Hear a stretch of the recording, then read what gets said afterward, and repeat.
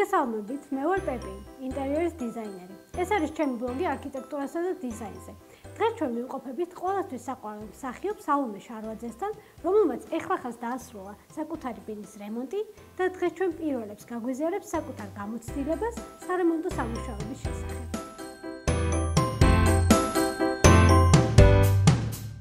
მოგესალმებით სალომე, დიდი მადლობა რომ დაგვპატიჟე შენთან სტუმრად. როგორ ემზადები ახალი სეზონისთვის? მოგესალმები, ძალიან მიხარია რომ შენ ხარ დღეს ჩემთან სტუმრად, იმიტომ რომ ბევრი ისეთი კითხვა მაქვს დარჩენილი, რასაც ვერ მიყვავს რაღაცები ბოლომდე და რაც შეეხება სეზონს, საკმაოდ რთული სეზონი დავამთავრეთ, შევისვენოთ და ეხლა უკვე განახლდა ახალი სეზონის გადაღებები. ახლა ვისაუბრებთ როგორ შეარჩიე სახლი, რა კრიტერიუმებით და რა მიგაღებინა საბოლოო გადაწყვეტილება. სამწუხაროდ თბილისში არ ვართ განებივრებულები ბევრი კარგი პროექტით. კარგი პროექტი რას მოიცავს? ანუ ხარისხიანი მშენებლობა, ადგილი, რომელიც გვაძლევს იმის საშუალებას, რომ სივრცით დავტკბეთ, კარგი ხედები გქონდეს, ეკოლოგიურად სუფთა ადგილას რომ ვიცხოვროთ, ეს არის ძალიან მნიშვნელოვანი. ამ კრიტერიუმებით შევარჩიე ჩემი ბინა. შემდეგ დავსხედით და ვიფიქრეთ სტილზე, ფერზე და ასე შემდეგ და ჩემი მეგობარი დიზაინ არქიტექტორებიც რაღაცნაირად დავიხმარე, მაგრამ მაინც მე როგორიც მინდა და ისეთი გავაკეთეთ. ძალიან ბევრი რამე უნდა იცოდე, როცა საქმე ეხება რემონტს. არის რომ აი მოგწონს უკვე მოიტან, დადგავ და აღარ მოგწონს. ამიტომ რაც შეიძლება, თუ არის შესაძლებელი, ჯობია ხოლმე რომ პროფესიონალი ადამიანები დავიხმაროთ და მივანდოთ ეს საქმე. რთულია რაღაცნაირად, რომ ყველაფერი ერთმანეთს შეუხამო, მოუხდინო ფერები, აქსესუარები და ასე შემდეგ.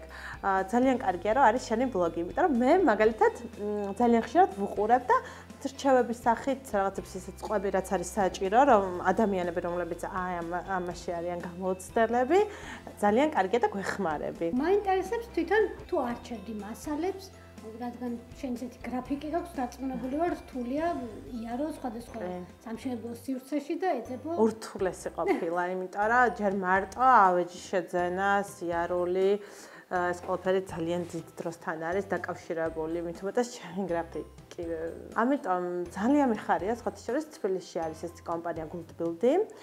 ესე საღამოს ჩაუჯდები და არჩევ და იმავე დღეს ხა საღამოს ვარჩევ, მოაქვთ, მაგრამ მეორე დღეს აუცილებლად მოგიტანენ ადგილზე და ვფიქრობ, რომ ძალიან დიდი კომფორტია ეს, როცა არ გაქვს დრო, აი თუნდაც რაღაცა ისე წვრილ დეტალებზე, ანუ არჩევანი არის საკმაოდ დიდი. ამიტომ ხო გამიადვილდა სხვათა შორის ეს პროცესი ზუსტად აი ამის გამო. როცა სარემონტო მასალას ეხება და აი ცოტა ისეთ ადგილებში გიწევს სიარული არაკომფორტულად, აი ეს არის ძალიან კომფორტული და მოხერხებული, რა თქმა უნდა. შედეგით ვარ კმაყოფილი, იმიტომ რომ როგორც მინდოდა გამოვიდა ისეთი ბინა, მეტი სითეთრე მინდოდა სადა, უბრალოდ ბევრი ნაცრისფერი. ამიტომ შენგან მინდა ეხლა რჩევა. პირველ რიგში რაც შემიძლია აღნიშნო არის ის, რომ შენ სივრცეში სწორად არის განაწილებული განათებები, შერჩეული გაქვს ყვითელი ფერი, რომელიც სავარაუდოდ ჩვენს დატვირთულ გრაფიკთან მიმართებაში არჩეულია რომ დაგამშვიდოს.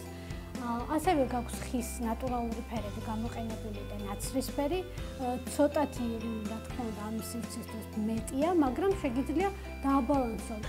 ერთადერთი რაც ვერ გამითვალისწინეთ, ეს არის დიდი კარა და ზედა მხარე, რომელსაც რო გავაღებთ, ესე ვეღარ ჩამოვწევ ხელით, იმიტომ რომ ძალიან მაღალია.